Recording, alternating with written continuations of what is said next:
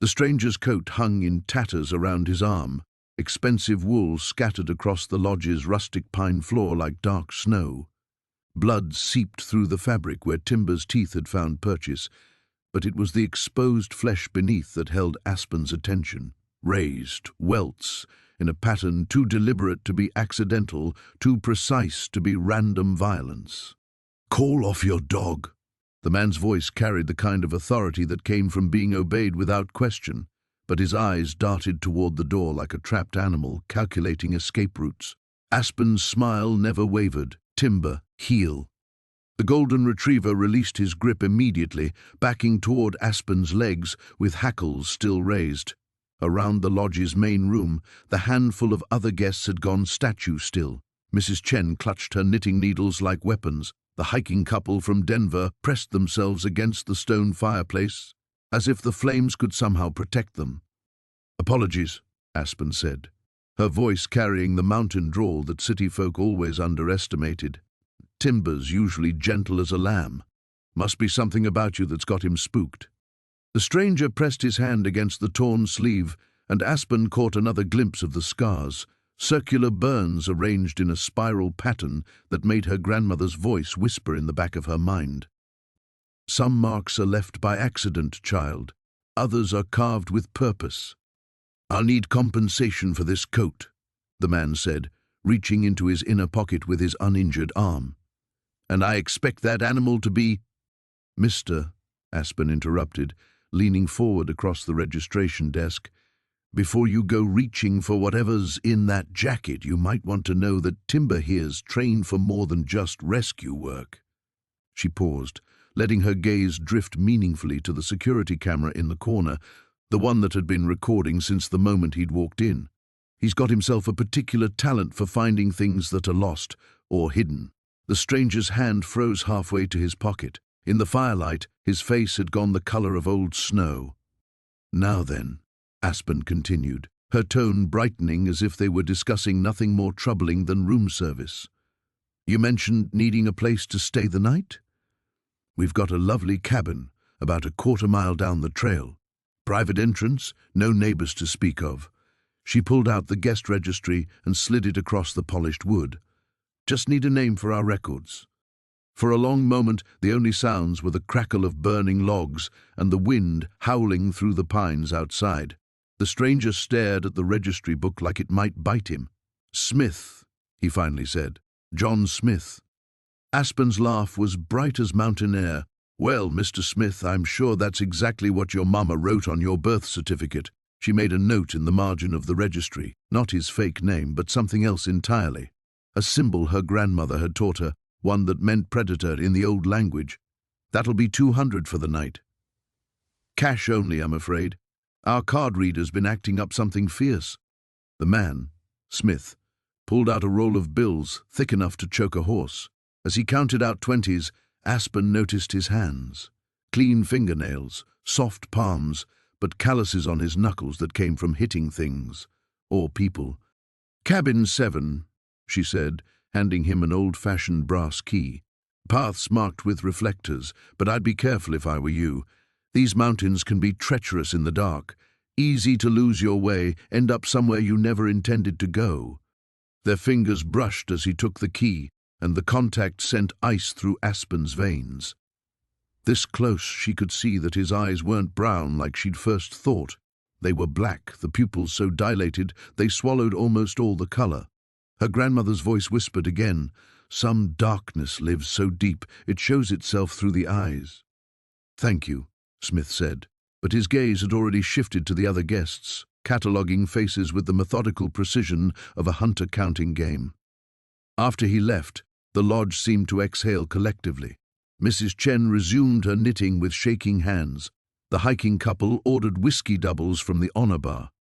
Aspen waited until she heard Smith's rental car disappear down the mountain road before pulling out her phone. She scrolled through her contacts until she found the number her grandmother had made her memorize years ago, the one she'd hoped never to use. "Sheriff Valdez? It's Aspen McKinnon up at the lodge." She kept her voice low, professional. "We might have ourselves a situation." Outside, fresh snow began to fall, and somewhere in the darkness between the trees, Timber let out a low whine that raised the hair on Aspen's arms. The dog was staring at cabin 7, where a single light now glowed behind drawn curtains. Some nights in the mountains brought ordinary dangers, storms, wild animals, the simple threat of cold and isolation. This wasn't one of those nights. Sheriff Valdez's truck pulled into the lodge's gravel lot 20 minutes later, its headlights cutting through the thickening snowfall. Aspen watched from the kitchen window as Maria Valdez climbed out, tall, weathered, moving with the careful precision of someone who'd spent 30 years keeping peace in a county where backup was always an hour away. "Coffee's hot," Aspen called as the sheriff stomped snow off her boots at the kitchen door. This was their ritual, had been since Aspen was 12 and first started helping her parents run the lodge. Maria would stop by on her evening rounds, accept a cup of coffee and one of Aspen's mother's cookies, and pretend she wasn't checking on the family that lived furthest from town, furthest from help. "Hell of a night for trouble," Maria said, accepting the steaming mug with grateful hands.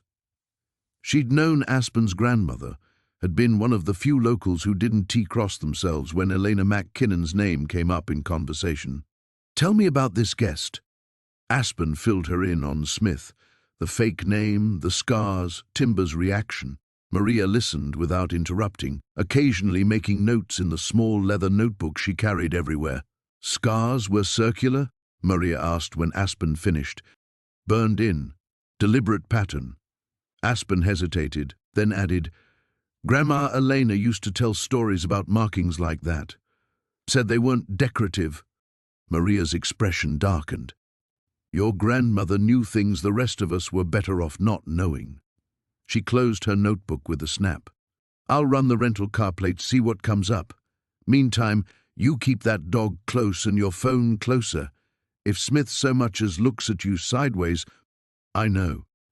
Aspen had heard variations of this lecture since she was old enough to answer the lodge phone. Clearwater Ridge attracted all kinds, hikers seeking solitude, city folk playing at mountain life, and occasionally people who needed to disappear for reasons that had nothing to do with recreation. The McKinnons had been taking in travelers for 4 generations, and they'd learned to read the difference between harmless eccentrics and genuine threats most of the time. After Maria left, Aspen finished the evening routine that had shaped her life since childhood. She'd banked the fires in the main room and the kitchen's wood stove, checked that all exterior doors were locked, made sure the generator had enough fuel to run through the night. Her parents trusted her with these responsibilities now, had ever since they started spending winters in Phoenix to help with her father's arthritis. At 17, Aspen was effectively running the lodge solo from October through March, and she loved the independence even as she sometimes felt the weight of it. She climbed the narrow stairs to her room in the lodge's original section, where hand-hewn beams still showed the marks of her great-great-grandfather's adze. The space was small but comfortable, a bed covered in one of her grandmother's quilts, bookshelves crammed with everything from college prep manuals to Elena's journals, a desk where she did homework when the satellite internet cooperated. Timber followed her up, settling on his usual spot on the braided rug beside her bed. The dog's presence had been constant since she'd found him half frozen on the mountain 3 years ago, a rescue that her grandmother had insisted was meant to be. Elena had been dying then, cancer eating through her like acid, but she'd still had enough strength to train both Aspen and Timber in skills that couldn't be found in any manual. "Some people are born knowing things," Elena had told her during one of their last conversations. "The rest of us have to learn to listen. You, child, you've got both gifts. Question is whether you'll have the courage to use them." Aspen pulled out her laptop and opened the applications that represented her other life, the one beyond Clearwater Ridge. Colorado State University had accepted her early admission application, full scholarship, academic and need-based. She could study environmental science, maybe work for the Park Service or the Forest Service, have a career that would take her anywhere she wanted to go. The acceptance letter was pinned to her bulletin board, along with photos of friends who'd graduated last year and scattered to colleges across the country.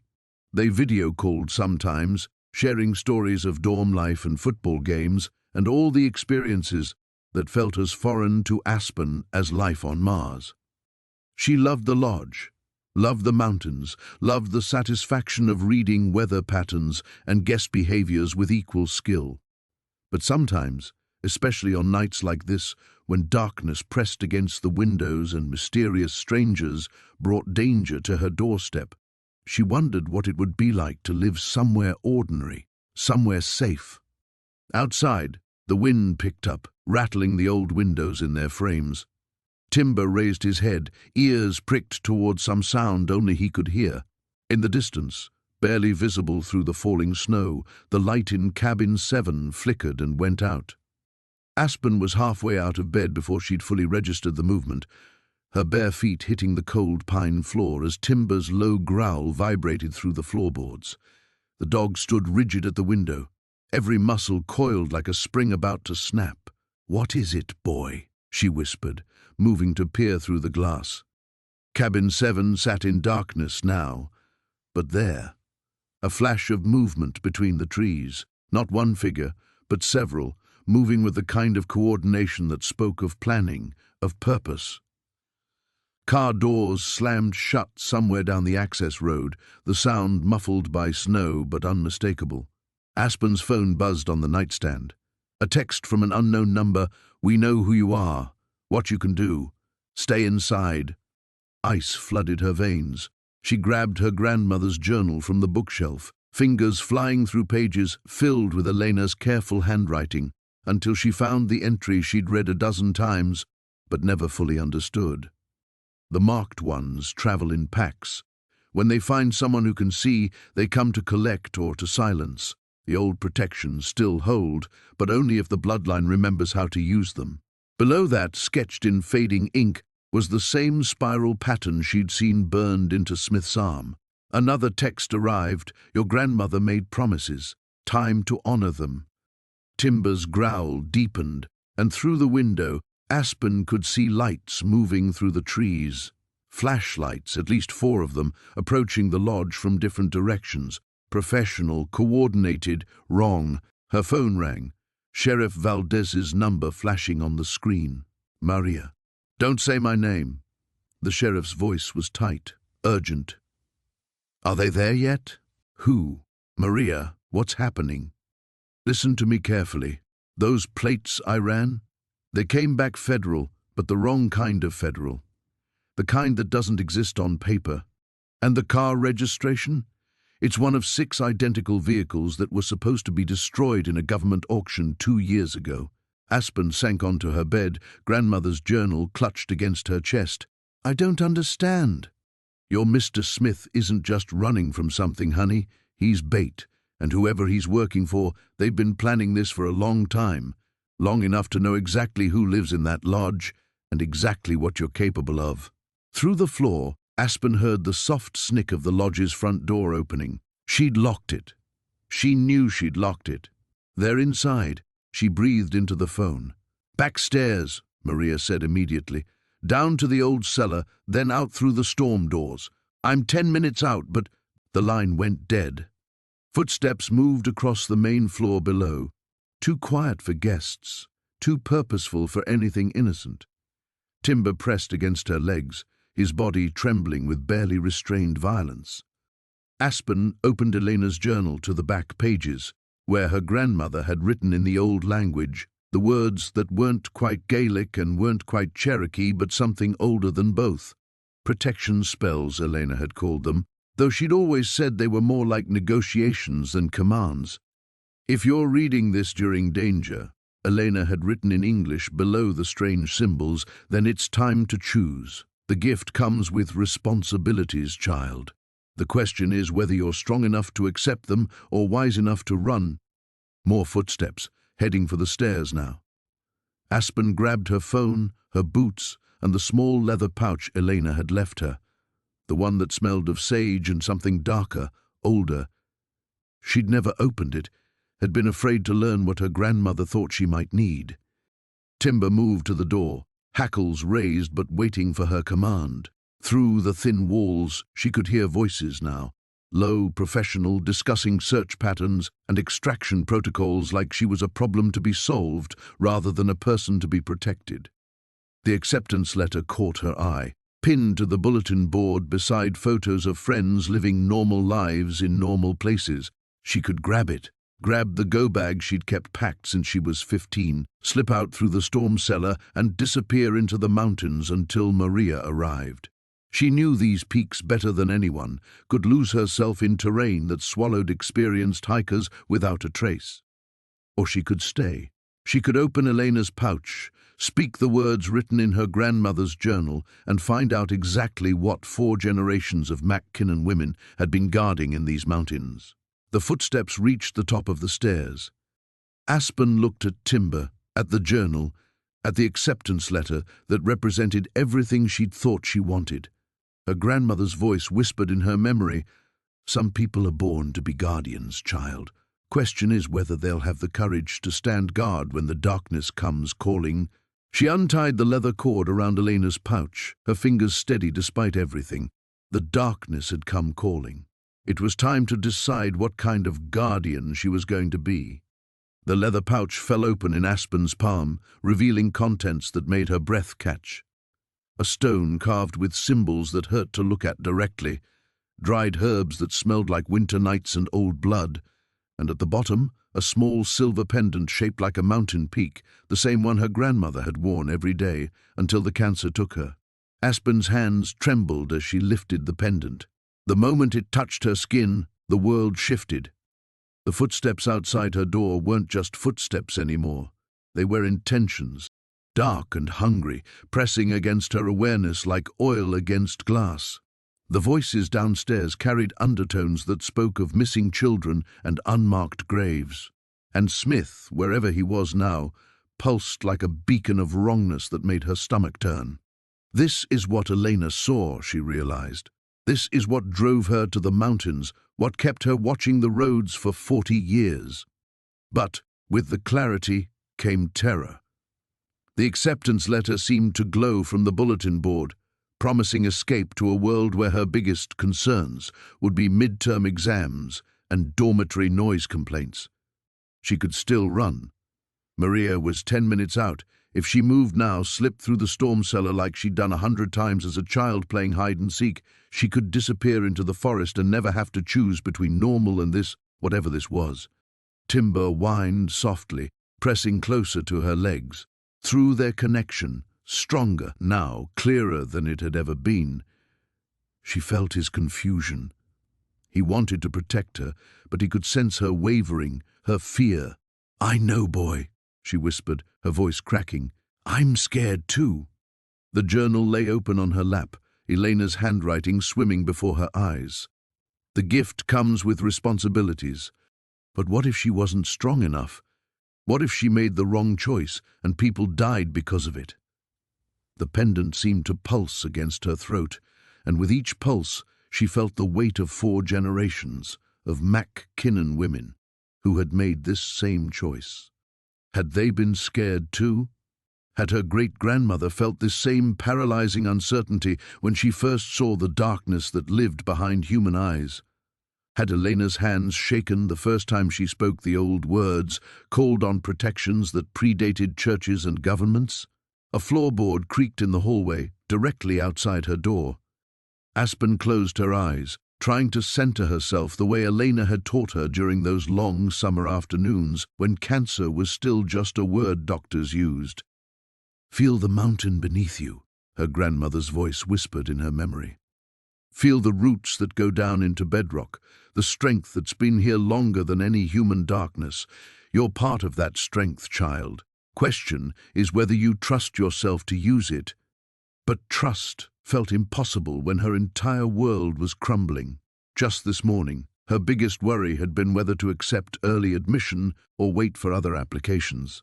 Now she was holding artifacts that belonged in museums or nightmares, feeling things that couldn't exist, preparing to, what, fight, run? She didn't even know what she was up against, not really. The doorknob turned slowly, silently. "Choose," Elena's voice urged, "guardian or exile. But choose quickly, because indecision is its own kind of choice, and it's usually the worst one. Aspen's gaze fell on her laptop, still open to the environmental science program description.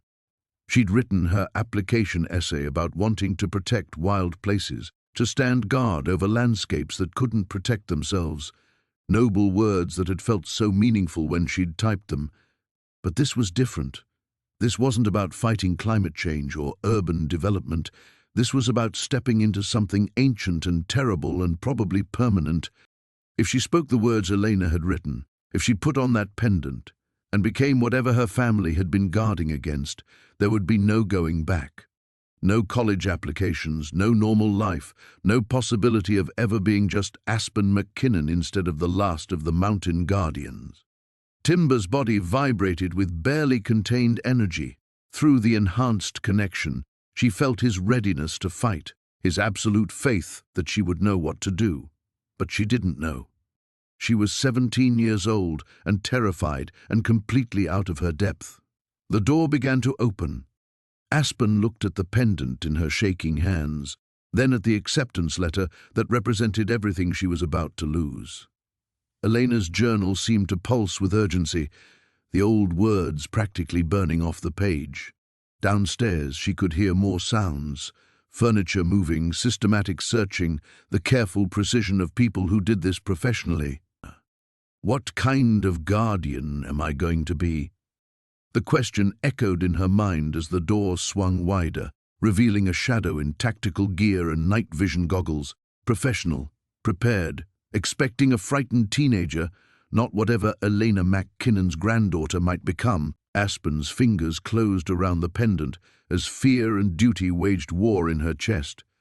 The pendant's silver chain slipped over Aspen's head as the tactical figure stepped fully into her room.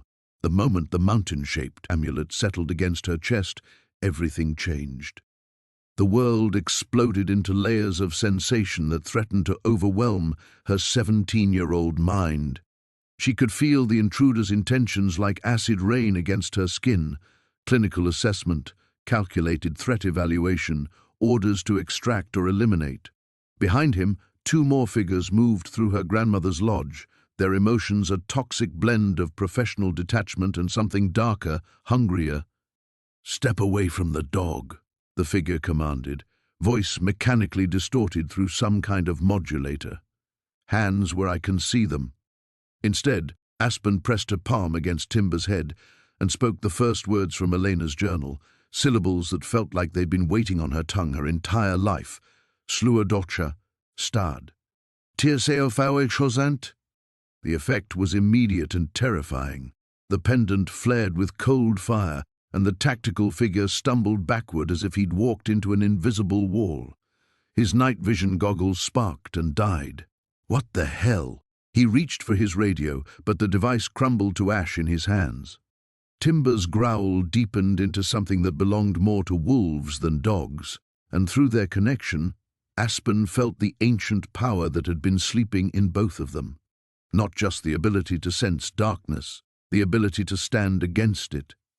"Target is active," came a voice from downstairs, crackling through damaged communications. "Repeat, the bloodline is active.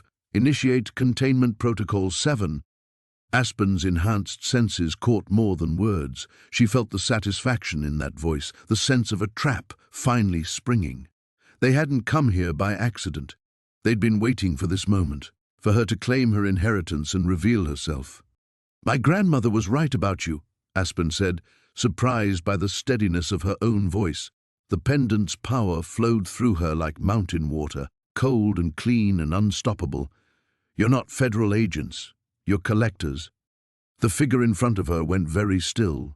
Through the pendant's clarity, she could see past his tactical gear to the man beneath, scarred, hollow-eyed, marked with the same spiral burns she'd seen on Smith's arm.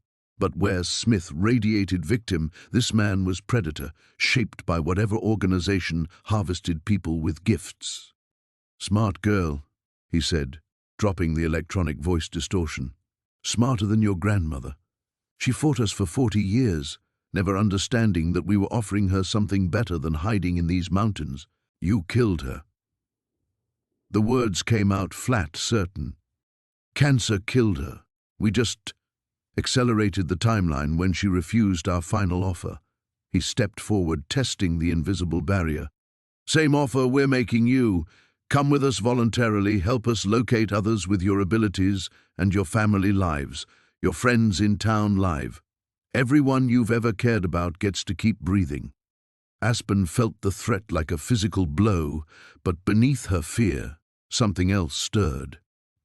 4 generations of mountain guardians, all the women who had stood in this same place, faced this same choice. Elena's voice whispered through the pendant, "The old protections hold, but only if you're strong enough to claim them fully." "There's a third option," Aspen said. She opened Elena's journal to the final page, where words were written in her grandmother's shaking handwriting, cancer weak but determined. A ritual that Elena had never performed, had prayed she'd never need to pass down. Masfir litan dorchadas amharu, kaithfith tu abaith neos dorcha. The tactical figure's face went white. "You don't know what you're doing. That's not protection magic, girl. That's war magic." Aspen felt the truth of it in her bones, in the pendant's growing heat against her chest. Elena kept the peace for 40 years. She watched, she warned, she protected. But she also prepared for the day when watching wouldn't be enough. Through the floor, she heard movement. More figures entering the lodge, Smith's voice raised in protest or explanation. The systematic destruction of everything her family had built here. The acceptance letter on her bulletin board caught her eye one last time. That normal life now as unreachable as the moon. "Choose," Elena's voice urged, "guardian or exile." But that was the old choice, the one her grandmother had made. Aspen could feel a new option burning in the ancient words, terrible and necessary. Guardian or weapon? Timber's muscles coiled beneath her hand, ready to follow wherever she led. The pendant pulsed against her heartbeat, and through its power she felt the mountain itself, patient stone and hidden springs, the bones of the earth that had sheltered her family for generations.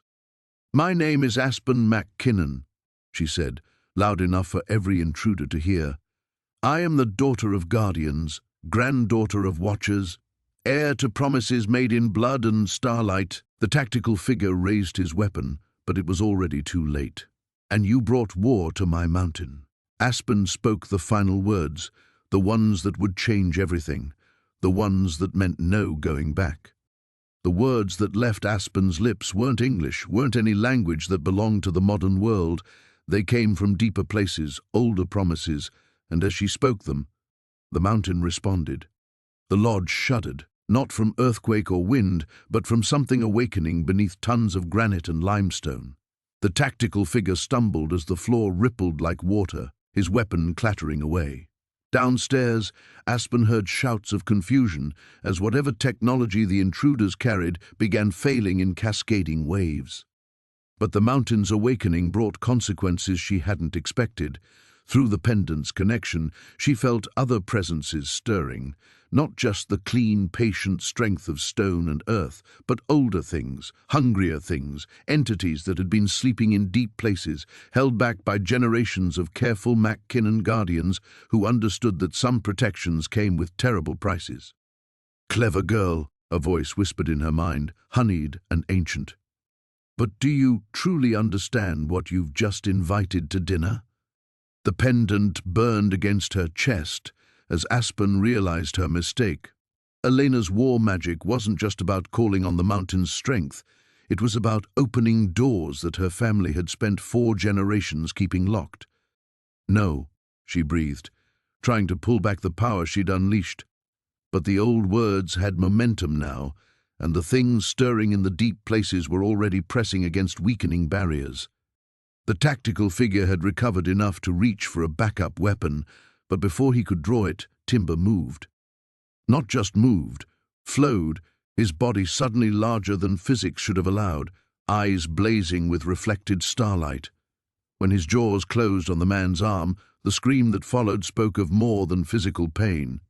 The dog remembers what he was before domestication tamed his bloodline, the honeyed voice observed with amusement.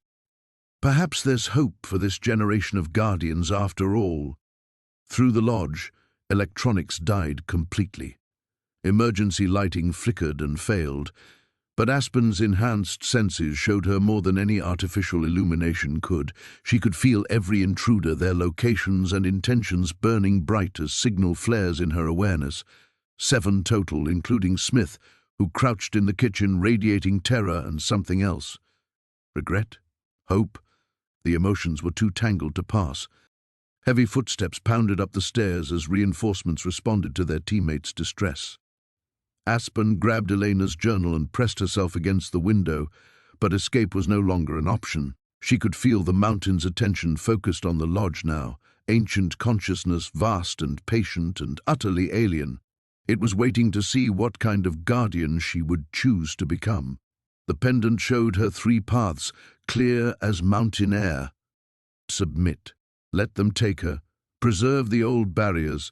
Accept whatever fate awaited those with her abilities in their underground facilities. Keep the deeper things locked away, but doom everyone else like her. Run. Abandon the power, flee into the mountains, let whatever forces had been held in check for generations finally slip their bonds. Save herself while the world burned. Fight. Use the war magic fully. Accept whatever alliances it required, become something more and less than human in service of a protection that might demand more blood than she was prepared to spill. "Where's the backup?" one of the approaching figures called out. "Martinez, respond!" The tactical figure Timber had taken down wasn't getting up. Through the dog's enhanced senses, Aspen felt the man's life ebbing away, but also something else leaving him. A mark, a binding, a piece of whatever organization had claimed him. It fled into the night like smoke, carrying intelligence back to masters who would not be pleased. "First blood to the young guardian," the ancient voice purred. "But the real test is yet to come. Your grandmother never had to make these choices, child. She kept the peace through watching and waiting. You've chosen war. Are you prepared for what war demands?" Aspen looked at Timber, his muzzle now stained with something darker than blood, his eyes reflecting depths that belonged to wilderness older than human civilization. She thought of the acceptance letter downstairs, the normal life that was now impossible, the friends she might never see again. Then she thought of other 17-year-olds like her, hidden away in facilities, their gifts harvested for purposes she could barely imagine. She thought of Smith's scars, of the fear in his eyes when he'd recognized what she was. She thought of Elena, dying of cancers that might not have been natural, taking her secrets to the grave rather than surrender them to collectors. The reinforcements reached the hallway outside her room. Through the walls, she felt their enhanced equipment, their modified weapons, their complete confidence that they were hunting a frightened teenager who didn't understand what she'd inherited. They were about to learn how wrong they were. Aspen opened Elena's journal to pages she'd never seen before, written in her grandmother's youngest handwriting when Elena McKinnon had first come to these mountains, fleeing something even worse than what Aspen now faced. The real lessons were about to begin. The pages Aspen turned to weren't like the careful, measured entries Elena had made throughout her guardianship. These words were desperate, scrawled in fading ink that looked suspiciously dark even decades later. The handwriting belonged to a much younger Elena, maybe even younger than Aspen was now, and every line radiated the kind of fear that came from being hunted. Day 12 of running. They found the safe house in Denver. Marcus didn't make it out. Day 15. The old woman in Boulder says there's power in the high places, blood-bound protections that the collectors can't break. She gave me coordinates. Said if I can reach the mountain, if I can make the right promises, I might be able to stop running. Day 18. Found the place. God help me, I found it. The locals say no one's lived here for 50 years, not since the last guardian died without an heir. The mountain is hungry, angry. It's been waiting. Footsteps stopped just outside Aspen's door. Through the pendant's blazing awareness, she felt their weapons. Not just guns, but things that hummed with wrongness. Devices designed to drain or contain supernatural abilities. They'd done this before, many times. She turned the page with trembling fingers. The covenant is simple and terrible. The mountain will protect the bloodline, but only if we feed it what it needs. Not innocent blood. It's not evil, just old, primal. It feeds on the darkness that tries to root itself here. Every collector who comes hunting dies on these slopes. Every trafficker, every harvester of gifts. But the mountain grows stronger with each feeding, and so do we. The price is isolation. We can never fully leave. Our children will be born to this calling. We become the mountain's immune system, its white blood cells against an infection of human evil. It's not the life I wanted, but after seeing what they do to people like us, it's the life our people need. Final warning. A voice called through the door. Come out now and we can discuss terms. Aspen almost laughed at the absurdity. Terms, as if she were in any position to negotiate, as if they hadn't already made their intentions clear by murdering Elena, by bringing weapons designed to harvest her abilities like crops. She kept reading, Elena's young handwriting growing steadier as the entries progressed. Day 25. Made the first kill today. A collector who'd been tracking 3 families with gifted children. The mountain showed me how, not magic exactly, more like permission. Permission to be what prey becomes when it stops running. The man dissolved into the stone itself. His knowledge, his connections, his understanding of the collector network, all of it flows to me now. I know their safe houses, their recruitment methods, their experiments. Knowledge is survival. Day 30, more came. 7 this time. They think numbers will help them. The mountain thinks that's hilarious. The door exploded inward, tactical figures flowing through in practiced formation. But they moved too slowly, weighed down by gear and assumptions. Aspen spoke words from Elena's journal that tasted like copper and starlight, and the floorboards beneath the intruders became liquid. They didn't fall through. That would have been merciful. Instead, the wood held them like quicksand, while something vast and patient began to pull. Now, you begin to understand, the ancient voice murmured approvingly. Your grandmother was wise to document these early lessons. You'll need them all. Through Timber's enhanced senses, Aspen felt the mountain's satisfaction as it fed. But she also felt something else, a network of connections spreading out from this moment, alerts racing toward a larger organization that wouldn't ignore the loss of a full extraction team. She'd won this battle, but the war Elena had written about was just beginning. One of the figures managed to speak before the mountain claimed him completely. The director knows about the fail-safe. Then he was gone, absorbed into stone that would remember everything he'd known. Aspen turned to the final entry on the page, written in Elena's steadiest hand. Day 45. The last of the bloodline hunters are dead. The mountain sleeps again, satisfied. I understand now what I am, not just a guardian, but a predator. The apex predator of things that hunt the gifted. Future generations of my family will read this and think I became a monster. They'll be right, but monsters are what our people need. Wolves to hunt the hunters, dragons to guard the treasure that is human potential. I choose monsterhood. I choose protection. I choose war. And when my daughter asks why she can never have a normal life, I'll tell her. Because normal girls can't protect the extraordinary ones. Aspen closed the journal and looked at Timber, whose eyes now held depths that belonged to wilderness and warfare both. The pendant against her chest had cooled, but she could feel its power thrumming just beneath the surface. Downstairs, Smith was calling her name, his voice cracking with panic, and something that might have been hope. The mountain waited for her next choice. Aspen descended the stairs slowly, each step echoing through a lodge that felt fundamentally changed.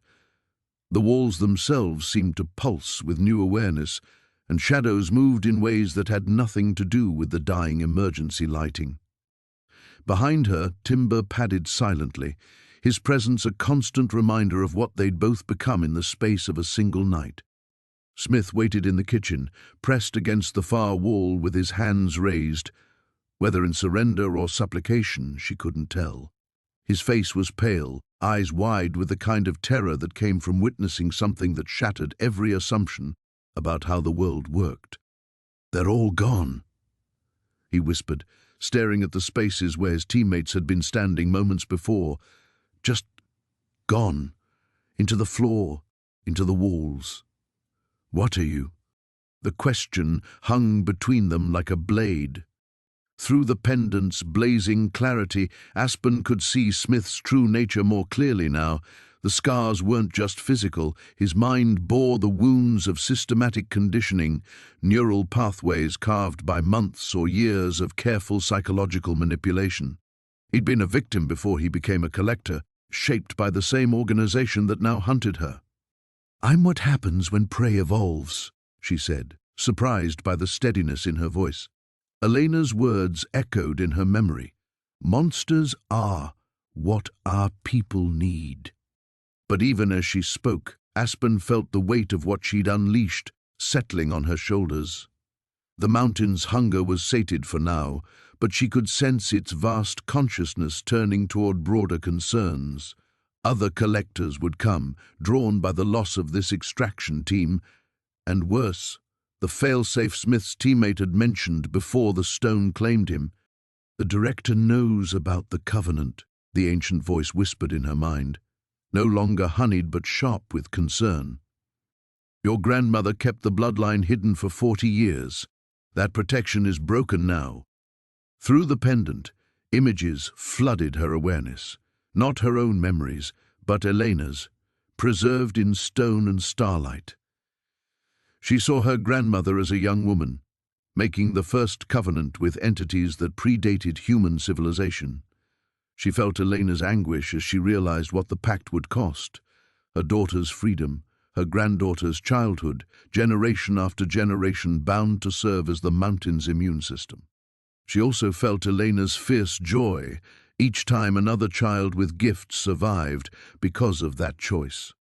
Hundreds of them, over 4 decades, living free because one bloodline had accepted monsterhood as the price of protection. Smith's conditioning was cracking under the weight of what he'd witnessed. "You have to run," he said suddenly, desperately. "The director, she's not like the others. She's gifted too, but she chose to serve them instead of fighting them. She knows how to break bloodline protections. She's done it before." "How many?" Aspen asked, though part of her already knew the answer. 7 guardian lines in the last century, all of them broken, harvested, turned into weapons for the organization. Smith's scarred hands shook as he spoke. "She'll come herself this time, and when she does, your mountain won't be able to protect you." The pendant burned against Aspen's chest, and through its connection, she felt the mountain's response. Not fear, but anticipation. Ancient rage stirring in bedrock and bone, promises made in darker times when the world was younger and more honest about what survival required. "Let her come," the stone whispered. "We have been patient too long." But Aspen could feel the true weight of the choice before her now. Elena had spent 40 years as a hidden guardian, protecting individual children while the larger organization grew stronger. The war magic offered a different path. Active hunting, striking at the collector's infrastructure, becoming the nightmare that haunted their operations. The acceptance letter lay scattered on the kitchen floor where tactical boots had trampled it, Princeton's letterhead torn and stained. Normal life, college, friends who worried about midterms instead of whether their gifts would get them harvested. All of it impossible now. Through the windows she could see the first hints of dawn touching the peaks. In a few hours, her parents would return from Denver to find their lodge destroyed, their daughter transformed into something between human and force of nature. How could she explain that their 17-year-old had chosen war over peace, monsterhood over hiding? "There's something else," Smith said, his voice barely audible. "The failsafe isn't just about finding you, it's about the others, all the gifted children your family has protected over the years. The director has been building a list, waiting for the right moment to harvest them all at once." The revelation hit Aspen like physical blow. Elena's protection had saved hundreds of children, but by accepting her inheritance so dramatically, She'd just painted targets on every one of them. Timber pressed against her leg, his warmth steady and reassuring. Through their bond, she felt his absolute certainty. Whatever came next, they would face it together. The mountain waited for her decision, patient as stone, hungry as winter. And somewhere out there, forces were already moving to test what the newest guardian was truly willing to become. The phone started ringing at 4:47 a.m. Aspen knew the exact time because the pendant burned against her chest with each incoming call, each connection lighting up like a nerve firing in a vast network of pain. Through the lodge's windows, dawn was painting the peaks gold and crimson, but inside, the air crackled with wrongness. Smith answered the first call on his secured device, his face growing paler with each word he heard. When he hung up, his hands were shaking. "Denver," he whispered. "They hit the safe house in Denver. All 7 families we had hidden there." His voice cracked. "The children, they took the children." The pendant's heat became unbearable. Through its connection, Aspen felt each captured gift like a severed limb. 12-year-old Marcus, who could heal with his hands, twin sisters who spoke to electronics, a boy barely 8 whose dreams showed him lost things. All of them torn from their families, loaded into unmarked vehicles, disappeared into a network that fed on human potential. "This is what happens," Smith continued, his conditioning finally shattering completely, "when someone breaks protocol. The director doesn't just punish the transgressor, she harvests everyone they might have protected." Timber growled low in his throat, but even his enhanced senses couldn't track threats that were already moving beyond their reach. The mountain's power was vast within its boundaries, but those children were being carried far from stone and starlight into facilities designed specifically to contain gifts like theirs. Elena's journal felt heavy in Aspen's hands as she turned to entries she'd missed before. Later ones, written in her grandmother's careful script after years of hidden guardianship. The hardest part isn't the isolation or the constant vigilance. It's knowing that every choice ripples outward in ways we can't predict. Save one child, and 3 others become visible to those who hunt them. Hide too well, and evil grows stronger in the shadows. There is no perfect protection, only terrible mathematics. I've failed 23 times in 40 years. 23 children taken because I was too slow, too careful, too afraid to risk the larger war. Their faces haunt my dreams more than any of the collectors I've fed to the mountain. The second phone rang. Smith stared at it for 3 rings before answering, his face already resigned. "Portland," he said when he hung up. "The Morrison family. They got the parents too this time." He looked at Aspen with eyes that held decades of witnessed horror. "She's accelerating the harvest. The director is taking everyone your bloodline ever touched, using them as bait." Through the pendant, Aspen felt the mountain's fury building, bedrock shifting, ancient promises straining against their bonds. But she also felt its limitations. The covenant her grandmother had made was powerful but specific: protection for the bloodline, death for those who hunted them on sacred ground. It had never been designed for offensive warfare. "The old agreements were made in simpler times," the ancient voice admitted, its usual confidence wavering. "When evil moved slowly, showed itself clearly. This enemy learns, adapts, strikes from beyond our reach." The third call came from Smith's personal phone. He stared at the number, his face going white. "Answer it," Aspen said, though dread was already pooling in her stomach. The voice on the other end was cultured, feminine, and utterly without warmth. Even from across the kitchen, Aspen could hear every word. "Agent Smith, or should I say, former Agent Smith. Your conditioning appears to have suffered some damage." "Director," Smith whispered. "The McKinnon girl is listening, isn't she?" "Good. Aspen, dear, my name is Director Catherine Voss. I knew your grandmother, though she probably never mentioned me. We had such interesting conversations before she died." The words hit like ice water. Aspen grabbed the phone from Smith's nerveless fingers. "Elena died of cancer." "Did she?" How curious that a woman with healing gifts would succumb to cellular corruption, almost as if something was encouraging the process. The director's laugh was crystalline, sharp. Your grandmother was stubborn, child. She chose a slow death over cooperation. I do hope you'll be more reasonable.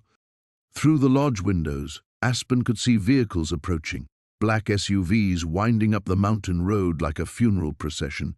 Too many to count, too many for the mountain to swallow without catastrophic consequences for the surrounding communities. The children we've collected are quite comfortable, Director Voss continued. Their gifts are being refined, made more useful.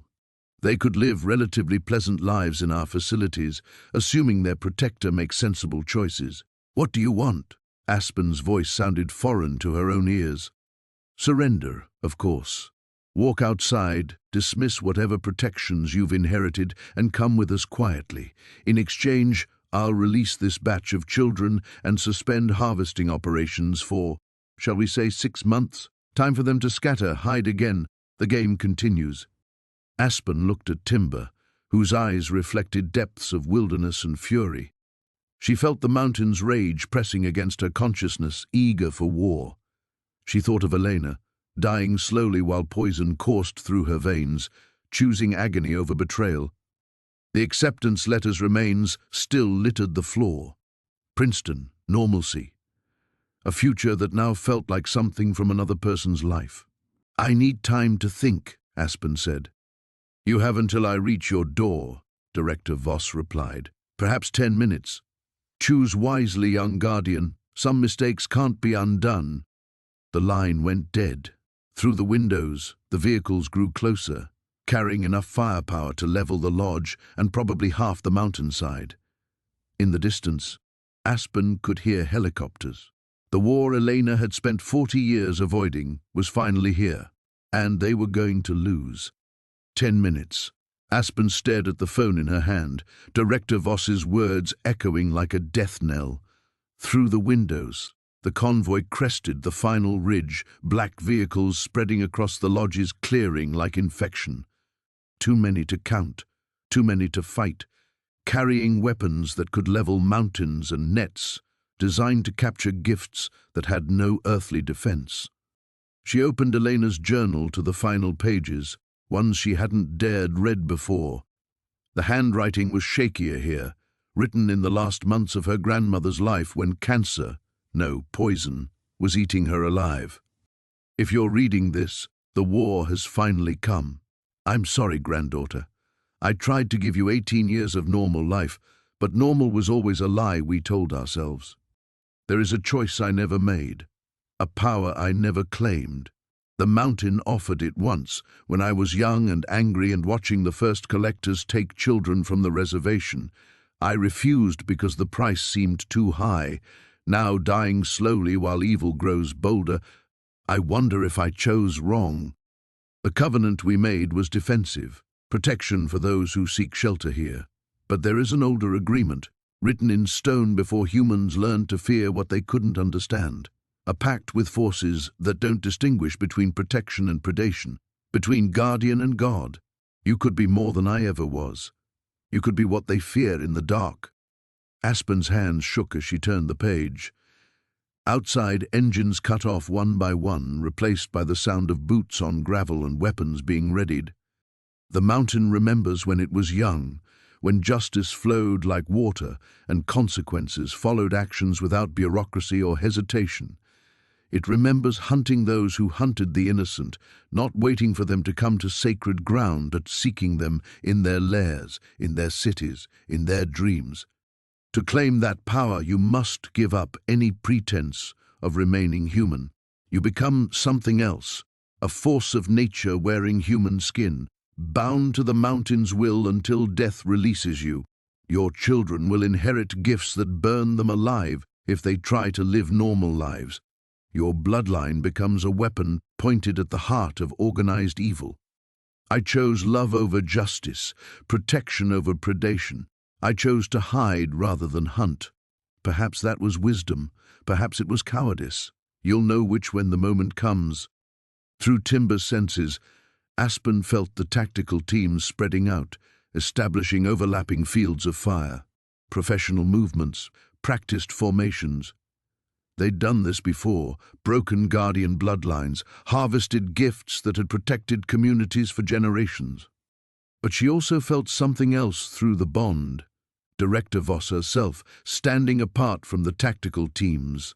The woman's presence was like ice water in sunlight, a void where warmth should be, and underneath the calculated coldness, Aspen sensed something that made her blood freeze. Recognition.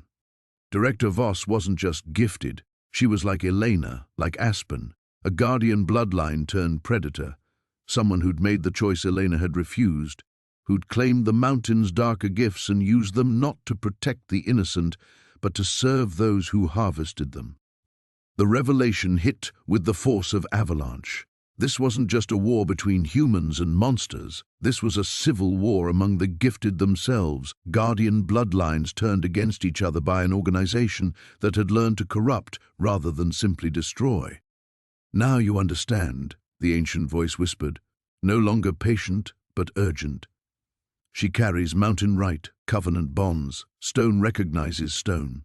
On this ground, her power matches ours." Smith was staring at her with growing horror. "You're considering it," he whispered.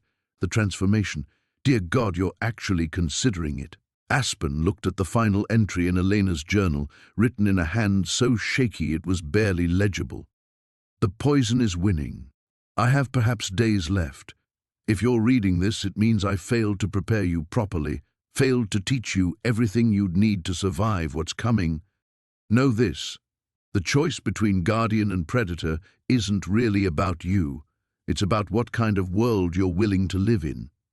A world where evil operates freely while good hides in shadows, or a world where monsters hunt monsters and the innocent sleep safely because something more terrible than their nightmares guards their rest.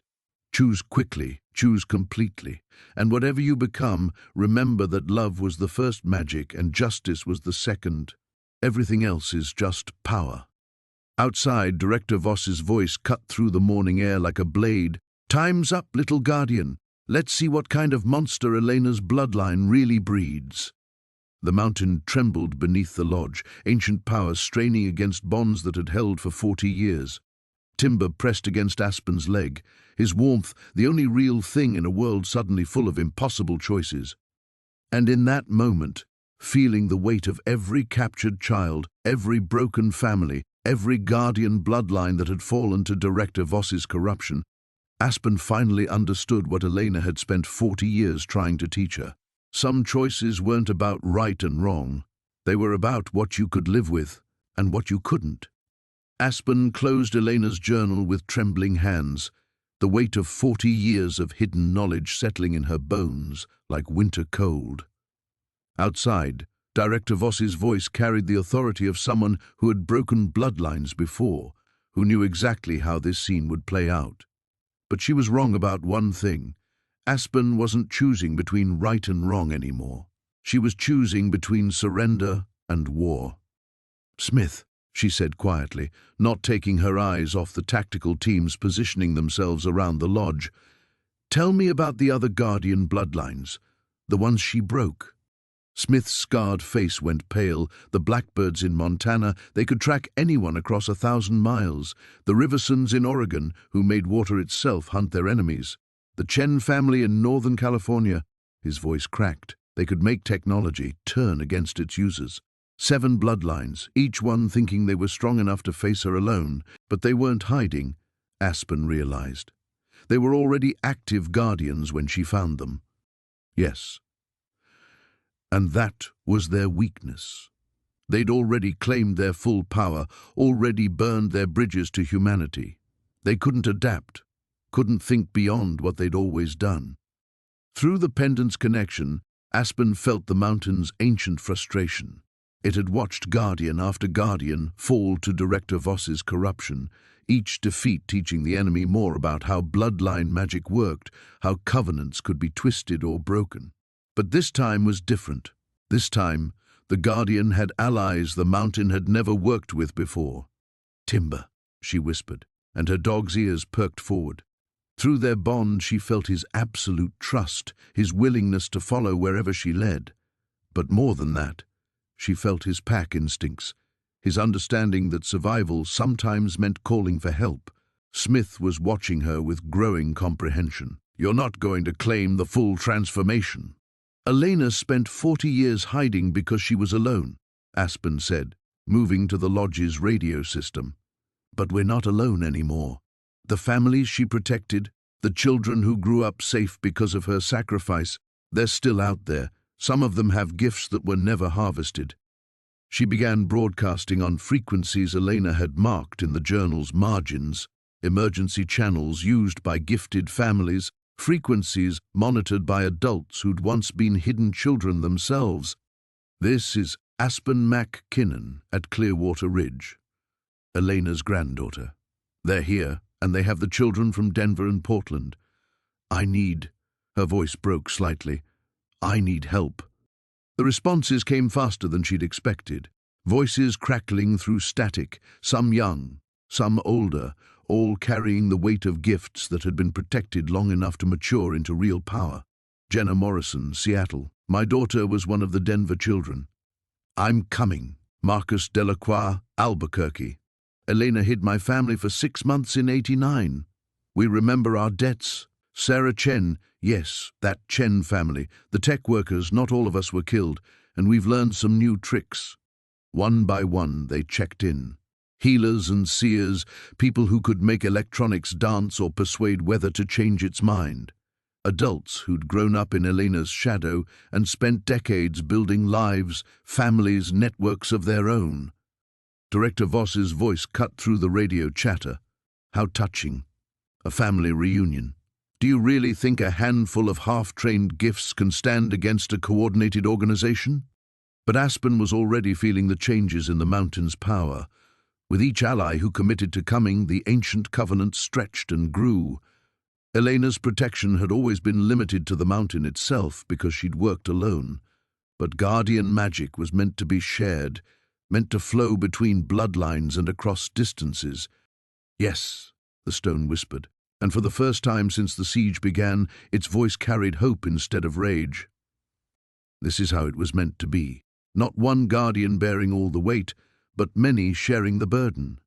Smith stared at the radio in amazement. "You're building a network.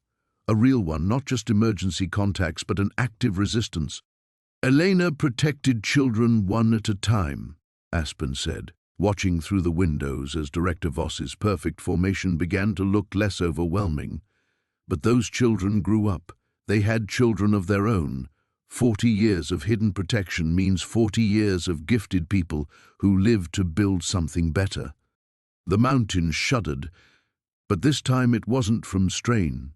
Power was flowing backward through bloodline connections, borrowed strength from allies who were already traveling toward Colorado at impossible speeds. Through the radio, Sarah Chen's voice crackled with static. "I'm tracking the vehicles that took the Denver children. They're not as invisible as they think when every traffic camera in 3 states wants to help." And suddenly, for the first time since the phones had started ringing, Aspen felt something she'd almost forgotten existed. Hope. The radio crackled with incoming updates as Aspen's hastily assembled network began to coordinate. Through the pendant's connection, she felt the mountain's power shifting, redistributing, flowing toward allies she'd never met, but who carried Elena's protection in their bones. "ETA, 3 hours, Marcus Delacroix's voice cut through static. "Bringing weather with me. Storm fronts building faster than meteorology says is possible." Director Voss's laugh echoed from outside, sharp and knowing. 3 hours, little guardian? You think you have 3 hours? Her voice carried closer now, boots crunching on gravel as she approached the lodge. Did your grandmother never explain the fundamental weakness of bloodline magic? It requires connection, vulnerability. Every ally you call makes you easier to track. Through Timber's enhanced senses, Aspen felt the tactical teams moving with new urgency. Not the patient positioning of a siege, but the rapid deployment of a strike meant to end things before reinforcements could arrive. Whatever Director Voss had learned from breaking 7 other bloodlines, she wasn't planning to repeat the mistake of fighting a networked resistance. "Smith," Aspen whispered, watching shadows move through the tree line. "The children they've already taken, are they kept together?" "Usually. Easier to monitor, easier to—" he swallowed hard, "easier to use as leverage." Aspen closed her eyes, letting her consciousness expand along the mountain's roots, following ley lines that connected to every guardian bloodline that had ever sought refuge here. The borrowed power flowing from her allies wasn't just strength, it was perspective. Through Sarah Chen's gift, she could feel electronic signals pulsing across the state. Through Jenna Morrison's connection, she sensed the fear dreams of captive children. And through connections she didn't recognize, older protections Elena had never mentioned, she felt something that made her heart race with possibility. They're not just bringing the children as bait, she realized. They're bringing them as batteries. Director Voss is using their gifts to power her own magic. The ancient voice stirred with recognition, parasitic binding, an abomination, but powerful. She draws strength from those she should protect. Through the radio, Sarah Chen's voice sharpened. "I'm reading massive electronic interference moving with their convoy. Whatever she's doing to those kids, it's disrupting satellite feeds for miles around their position." Smith's face went white. If she's siphoning their power, she's not limited by normal Covenant restrictions. She could level this entire mountain and have strength left over. The tactical teams were moving faster now, abandoning stealth for speed. Through the windows, Aspen could see Director Voss herself, a tall woman in an expensive coat that looked exactly like the one worn by the traveler who'd started everything. Her presence warped the air around her like heat shimmer, stolen power radiating from her in waves. But Aspen was learning something Elena had never had the chance to discover. Guardian magic wasn't meant to work alone, and it definitely wasn't meant to be defensive. "Timber," she whispered, and her dog's eyes met hers with perfect understanding. Through their bond, she felt his pack instincts aligning with something larger, older. The mountain had been patient for 40 years, accepting Elena's choice to hide rather than hunt. But patience wasn't the same as preference. The radio crackled with new voices, allies who'd been traveling since her first broadcast, closer than she'd dared hope. And underneath their words, she heard something that made Director Voss's tactical advantage suddenly seem much less decisive: anger. 40 years of anger from gifted families who'd lived in hiding, who'd watched their children grow up afraid, who'd built careful lives around the constant threat of harvest. They weren't coming to defend the mountain, they were coming to end the war Elena had spent 4 decades postponing.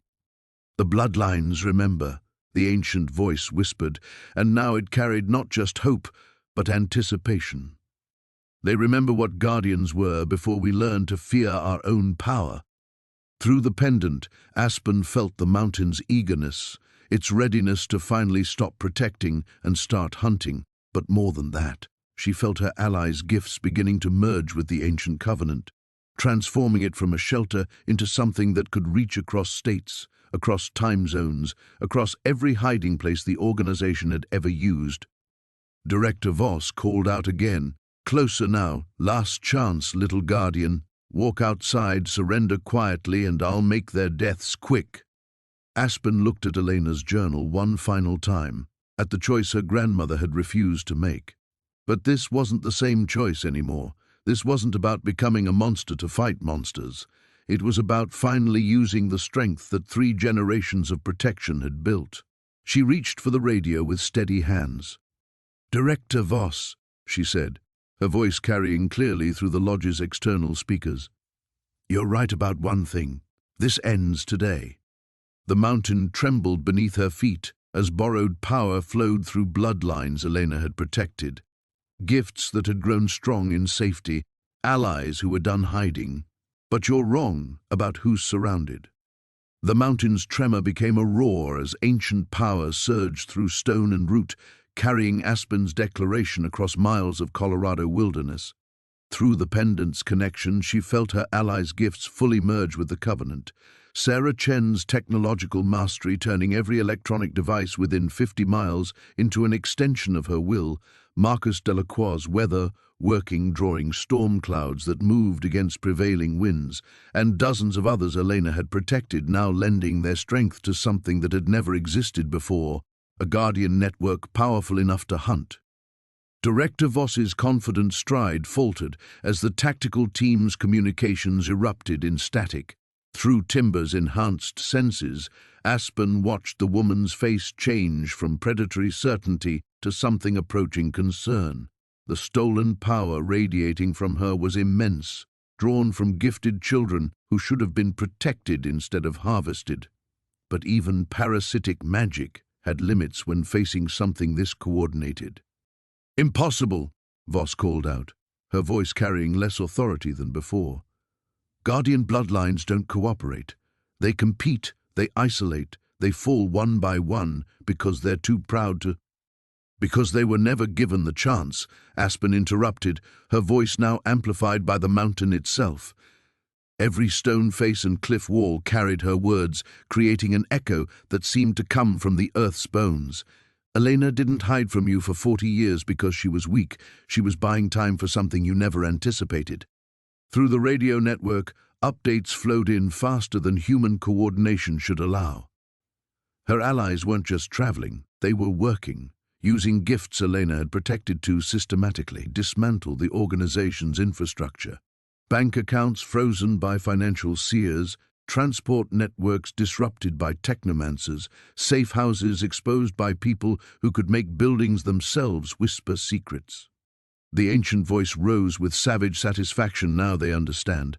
Not one mountain standing alone, but every protected place rising together, every bloodline that should have fallen, every gift that should have been harvested, every child who grew up free because of Elena's sacrifice.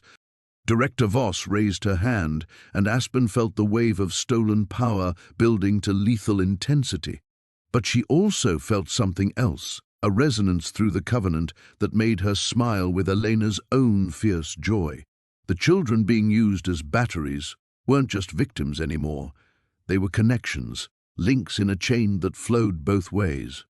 "You made one mistake," Aspen said, reaching through bloodline magic toward gifts that had been twisted into servitude. "You taught us how to network by connecting them to you." The backlash hit Director Voss like physical force. Stolen power meant stolen vulnerability. Every gifted child she'd bound to her will was also a pathway Elena's bloodline could follow, and through Aspen's expanding network, that pathway led to dozens of allies who specialized in breaking exactly these kinds of parasitic bonds. Through the radio, Jenna Morrison's voice carried desperate hope. "I can feel her, my daughter.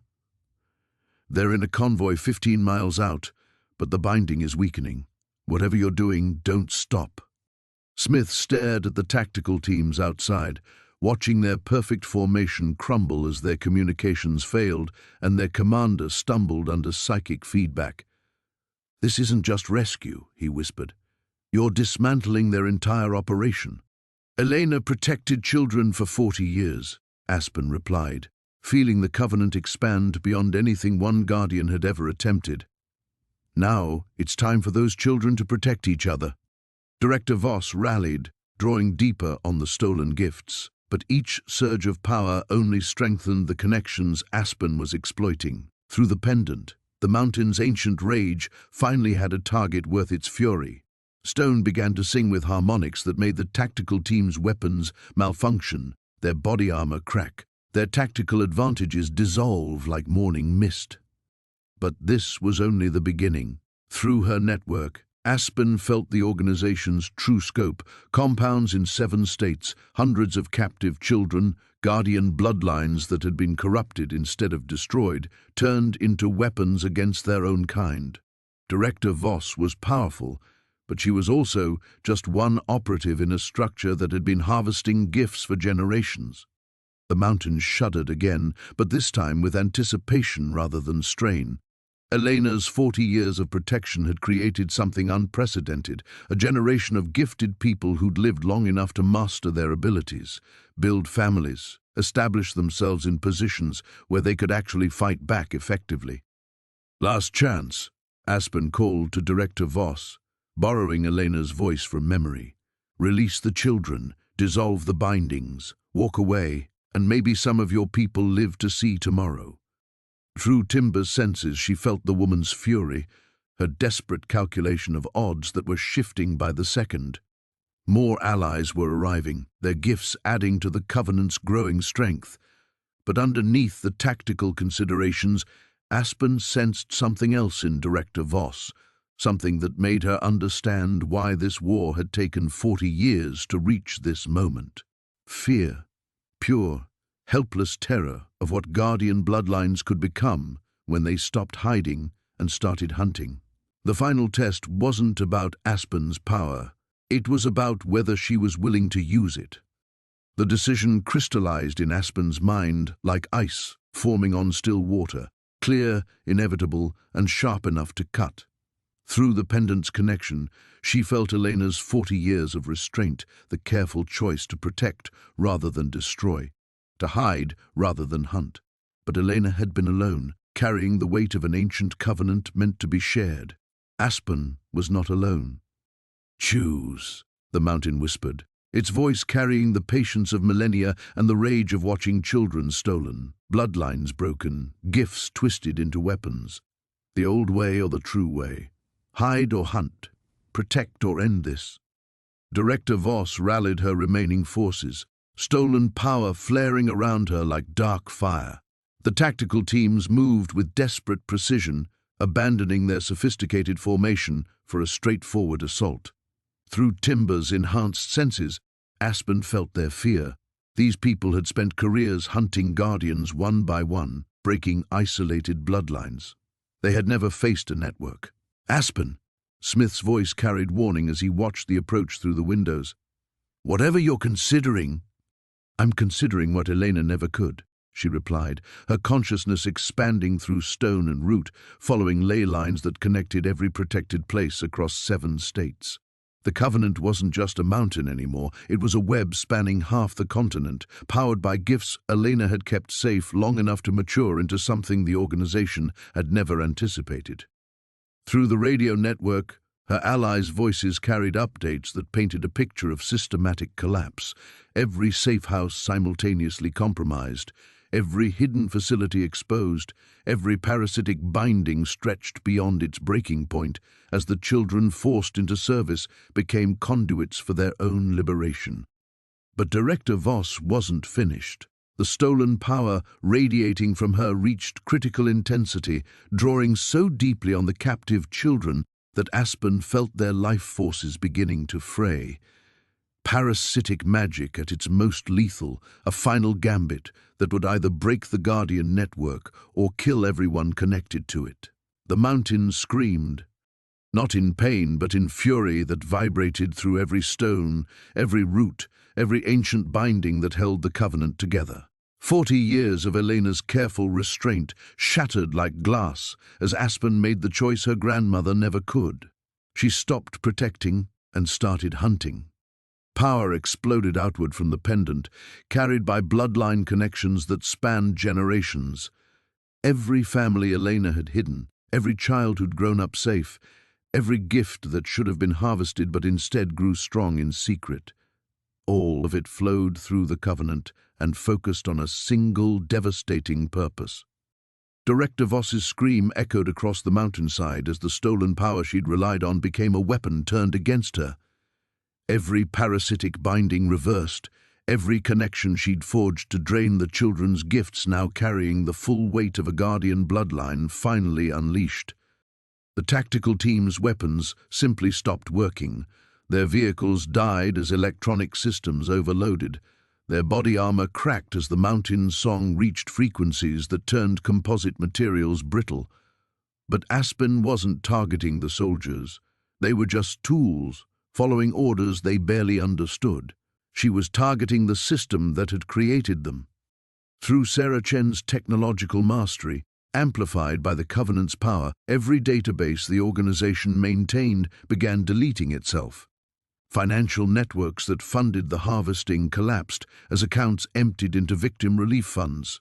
Communication systems that coordinated kidnappings turned against their users, broadcasting locations and identities to law enforcement agencies worldwide. Through Marcus Delacroix's weatherworking, storms materialized over every known compound, precisely targeted lightning strikes that disabled power grids and trapped vehicles in flash floods.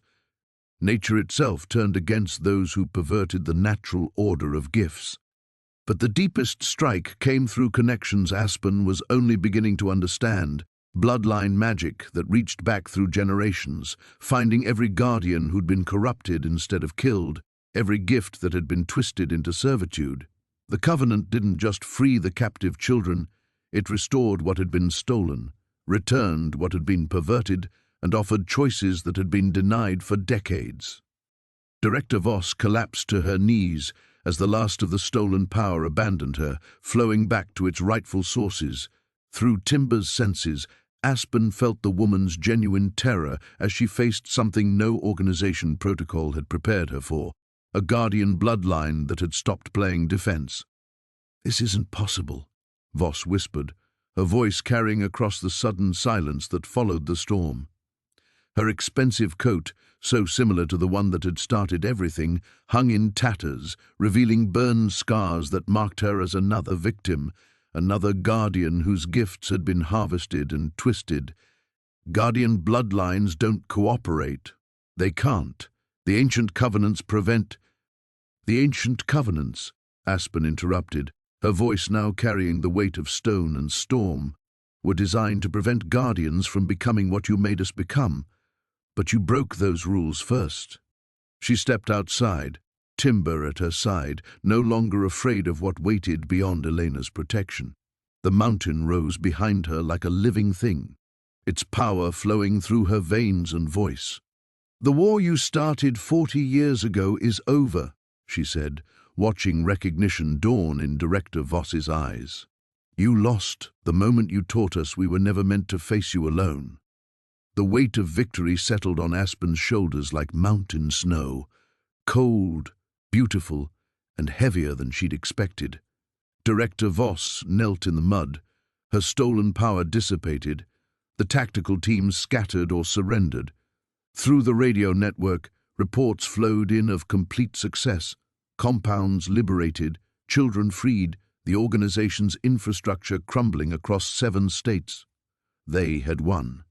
But standing in the aftermath, feeling the Covenant's power still surging through her veins, Aspen finally understood what Elena had known all along. Victory against such darkness required becoming something that couldn't simply return to normal life.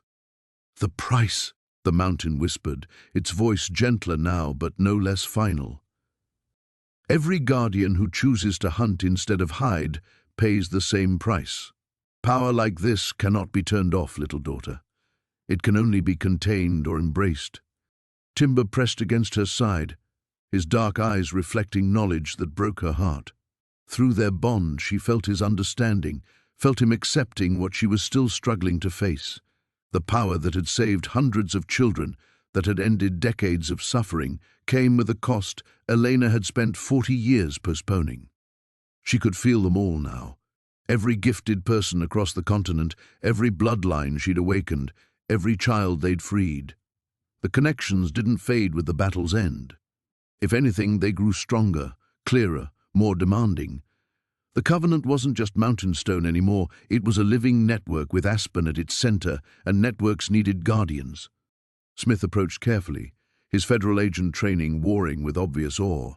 "The children are safe," he said, "all of them. But Aspen, what you've done here, what you've become, I know." Her voice carried the weight of stone, would always carry that weight now. "I can't go back, can I?" Through the pendant, Elena's memory stirred with familiar grief. This was the choice her grandmother had faced at 17. Save everyone she could, but sacrifice the life she'd wanted for herself. Elena had chosen differently, chosen to protect just enough to stay hidden, to remain human enough for love and family and normal dreams. Aspen had chosen to save them all. The rescued children were arriving now, transported by allies whose gifts made impossible things routine. Jenna Morrison's daughter stumbled from a vehicle, her eyes wide with trauma but alive, gloriously alive. Other parents emerged from hiding, families reunited after years of fear. The victory was real, transformative, world-changing. But through the covenant, Aspen felt the broader implications rippling outward. Other organizations in other countries learning what happened here. New threats emerging to fill the power vacuum. The work wasn't finished, might never be finished. Elena's journal lay open on the lodge table behind her, 40 years of careful restraint and calculated compromise. But beside it, Aspen felt the weight of what came next, a lifetime of standing guard over the network they'd created, of being the center point that kept all these connections stable, of never being just a 17-year-old girl again. You could choose differently, the mountain offered, though its tone suggested it already knew her answer. Release the power, step back, let others carry the burden. Elena's way remains possible. Aspen looked at the freed children, at their parents' tears of joy, at Director Voss still kneeling in the mud, a woman who had once been gifted herself before the organization twisted her into something monstrous. The cycle would continue unless someone stood permanent guard against it. Through Timber's senses, she felt the approach of another vehicle, this one carrying someone whose presence made the Covenant sing with recognition. Another bloodline, another guardian who'd been in hiding, drawn by tonight's display of power. And behind that vehicle, more were coming. The network was growing, would keep growing, would need guidance and protection, and someone willing to make the hard choices. Elena had chosen family over duty, love over responsibility. She'd lived a beautiful life with Tom, raised children, known the ordinary joys that guardians usually sacrificed. But her compromise had bought only time, not true safety. Aspen felt the pendant's weight against her chest. 40 years of her grandmother's careful power now joined with something vast and wild and utterly committed to justice. She could feel the mountain's ancient patience, its willingness to wait another 40 years if necessary. But she could also feel the children who wouldn't survive that wait, the families who would be broken while guardians hid and hoped for someone else to stand up. "I stay," she said quietly, the words carrying across the mountainside with covenant-enhanced clarity. "I guard. I hunt when necessary." Timber's tail wagged once, a simple acceptance that made her throat tight with grief for the life she was giving up and fierce joy for the life she was choosing instead. The mountain sighed with satisfaction, ancient stones settling into new patterns that would support a guardian network for generations. Elena's way had been protection. Aspen's way would be justice. The war was over, but the watch had just begun. The first dawn after the war broke grey and gold over Clearwater Ridge, painting the lodge in light that seemed different somehow, cleaner, like the world itself had exhaled poison and could finally breathe again. Aspen stood at the kitchen window, watching the last of the federal vehicles disappear down the mountain road, taking Director Voss and her surviving operatives into custody that would likely last several lifetimes. Coffee steamed in her hands, but she barely tasted it. Every sensation felt muted compared to the constant awareness flowing through the Covenant. Hundreds of voices, gifts, connections spanning half the continent. She could feel Marcus Delacroix in New Mexico, helping families relocate to safer ground. Sarah Chen in Silicon Valley, establishing digital safeguards that would prevent another harvesting operation from taking root. The Morrison family in their own kitchen 40 miles away, holding their daughter and crying tears of joy that tasted like salt and redemption through the network's shared consciousness. "You're different." Her father's voice carried no accusation, just quiet observation. Tom McKinnon had spent 17 years raising a daughter who never quite fit normal patterns, but this morning she seemed to belong to something beyond family altogether. "Yeah." Aspen turned from the window, noting how Timber didn't move from her shadow anymore, not protective behavior, but the recognition that they were bound together by something deeper than training or affection. "I am." The lodge felt strange with its ordinary silence. No agents moving through the rooms, no tactical equipment cluttering the great room, no sense of imminent violence crackling through the air.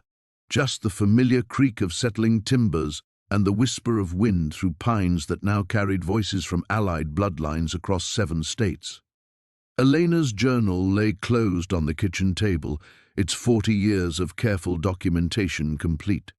Beside it, Smith had left a folder containing everything the federal government thought they knew about Guardian bloodlines, information that would need updating now that those bloodlines were no longer hiding. The old world of secrets and shadows was ending, whether anyone was ready or not.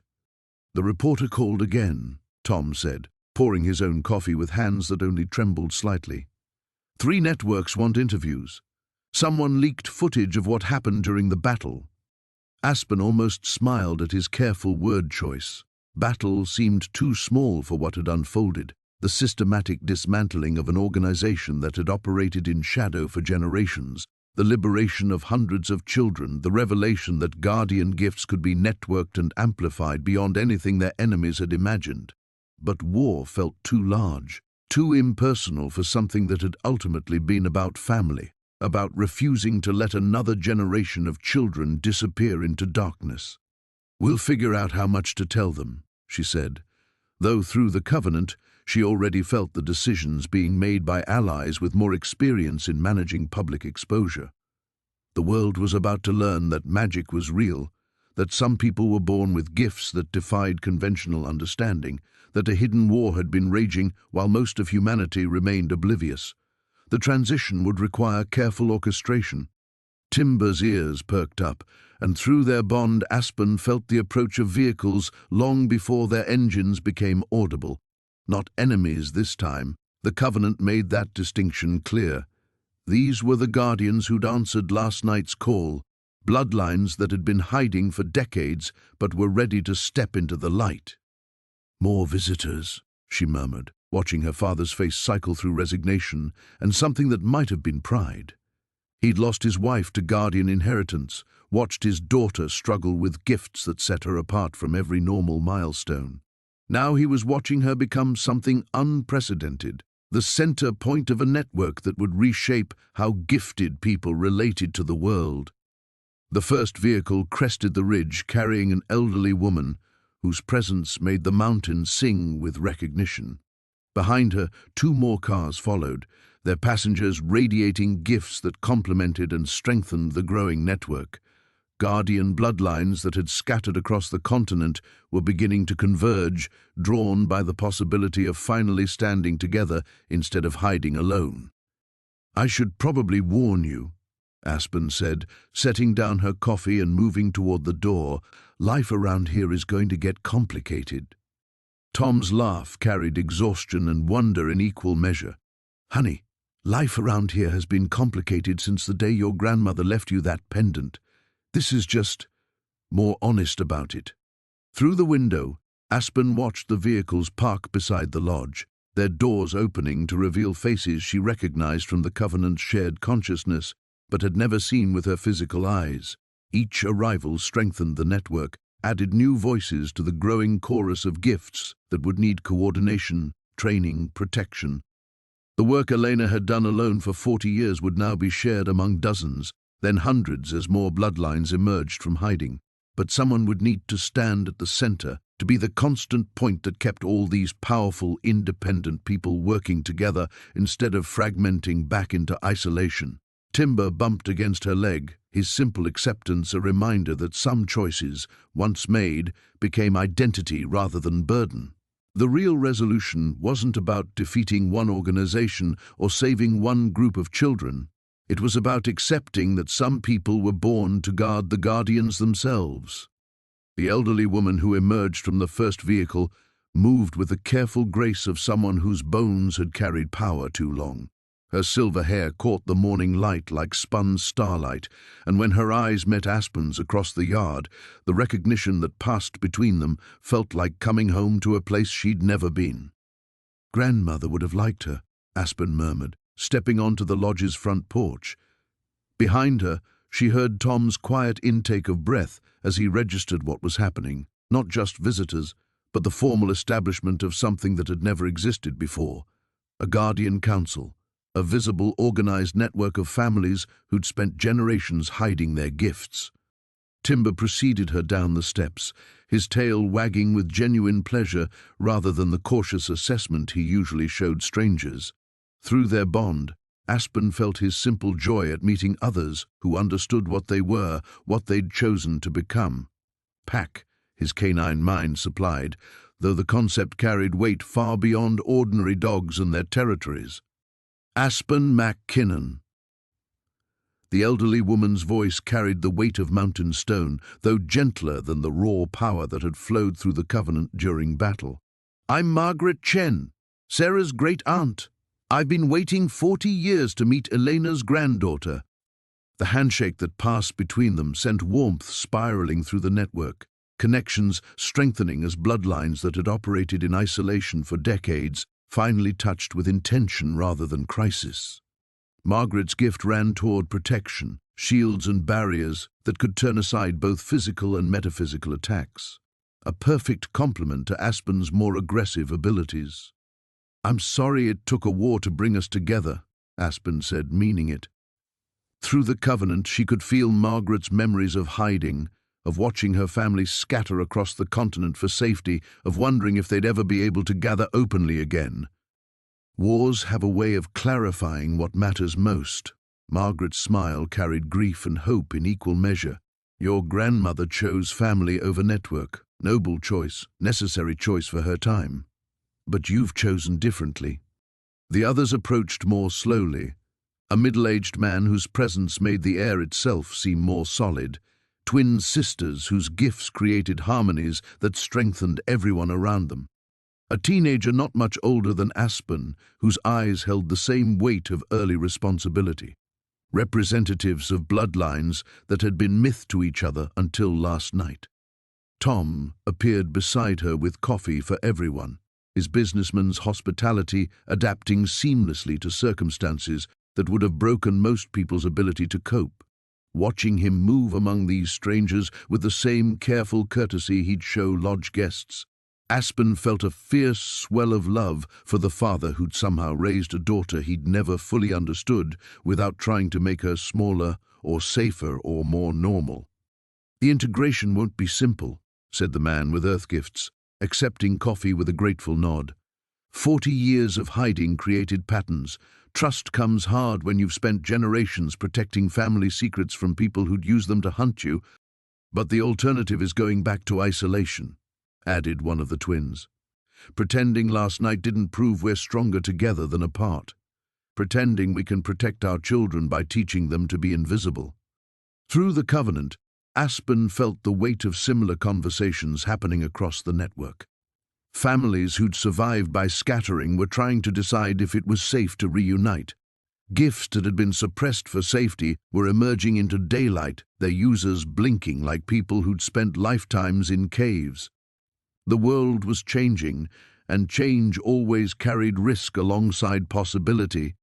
There will be others, she said quietly, feeling the truth of it through connections that now spanned half the continent.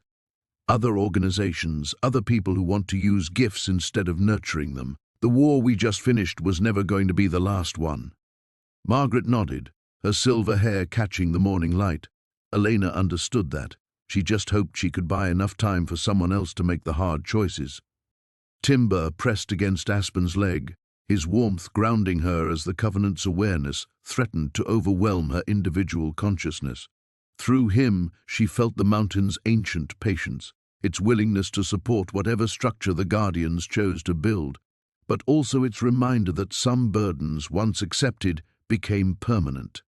The teenager with old eyes spoke for the first time, her voice carrying the careful control of someone who'd learned early that her gift could hurt people she loved. What happens to normal life? To graduation and college and regular dreams? Looking at her was like seeing herself from a week ago, someone standing at the threshold of a choice that would define everything that came after. Aspen felt Tom's presence behind her, his quiet pride in a daughter who'd chosen justice over safety, service over ordinary happiness. I don't know, she admitted, but I think maybe the dreams change when you understand what you're capable of protecting. The sun climbed higher, painting the lodge and the mountain, and the gathered guardians in light that promised both clarity and challenge ahead. 3 months later, the morning routine at the McKinnon Lodge had evolved into something that would have been unrecognizable to the family who'd once served simple breakfast to weekend hikers. Aspen stood at the kitchen window, watching the sunrise paint fresh snow across peaks that now sheltered the first formal Guardian Academy in North American history. Her coffee steamed in hands that no longer trembled with untrained power, though the Covenant's awareness hummed constantly beneath her thoughts. A symphony of voices spanning 2 continents now. "Enrollment applications are up to 300, Tom announced, setting down a tablet that displayed correspondence from families worldwide. At 52, her father had somehow transformed from a lodge owner into the Academy's administrative coordinator, managing logistics with the same patient competence he'd once applied to booking reservations. The Chen twins want to establish a sister school in California, and someone from the Australian government called about mutual cooperation agreements. Through the window, Aspen watched the morning training session begin. Margaret worked with a group of younger guardians, teaching them to weave individual gifts into protective networks that wouldn't collapse if one person faltered. The teenager who'd asked about normal dreams 3 months ago now moved with the confidence of someone who'd discovered that extraordinary purposes could be more fulfilling than ordinary ones. "Good problems to have," Aspen murmured, though the weight of coordination pressed constantly against her consciousness. Every new guardian who joined the network strengthened their collective capabilities, but also required integration, training, emotional support. The work of building a sustainable community from families who'd survived by isolation was proving more complex than winning a war. Timber padded into the kitchen, his morning patrol complete. Through their bond, she felt his satisfaction with the new pack structure, dozens of guardians and their animals working together, the mountain itself more alive with protective purpose than it had been in decades. He'd grown into his role as alpha, to a collection of dogs, wolves, and stranger creatures that bonded with gifted bloodlines. The reporter finished her series, Tom added, pouring his own coffee with hands steady now that violence was no longer an immediate threat. Front page of the Washington Post for a week. The Hidden War, How Gifted Families Protected America from Human Traffickers. Public opinion polling shows 73% support for Guardian integration programs. Aspen smiled, remembering Director Voss's certainty that exposure would lead to persecution. Instead, the revelation that some people were born with supernatural gifts and had been using those gifts to protect others had been met with fascination, gratitude, and the inevitable bureaucratic desire to regulate and systematize everything. Better problems than the ones they'd faced in October. The kitchen door opened to admit Sarah Chen, whose presence still made the Covenant sing with shared purpose. Now officially the network's director of technology integration, Sarah had spent 3 months developing systems that allowed Guardian families to communicate securely across continents while maintaining the personal connections that made their gifts stronger. "Morning briefing," Sarah announced, accepting coffee gratefully. "The European Council wants to establish formal diplomatic relations. The trafficking organization's financial networks have been completely dismantled. We recovered assets worth $400 million that are being redistributed to victim support programs. And," she paused, her expression shifting to something more personal, the Morrison girl asked if she could apply for next year's advanced training program. Through the Covenant, Aspen felt the resonance of that choice across dozens of Guardian families. Children who'd been rescued from trafficking were choosing to develop gifts that would let them protect others. Victims becoming guardians, trauma transformed into purpose. The cycle Elena had hoped for was finally beginning. "What about you?" Tom asked his daughter, the question he'd been asking in different ways since the formal network's establishment. "College applications? Normal teenage experiences? You could step back now, let others carry the coordination work." It was the same choice Margaret had offered 3 months ago, and that Elena's journal suggested every guardian faced eventually. How much of yourself do you give to protecting others? Aspen could feel the network's stability now, strong enough to survive without her constant attention. She could graduate high school, attend college, maybe even find something resembling the ordinary life she'd once assumed would be hers. But through the kitchen window, she watched a young girl whose gift let her speak with animals, helping Timber organize the morning pack patrol.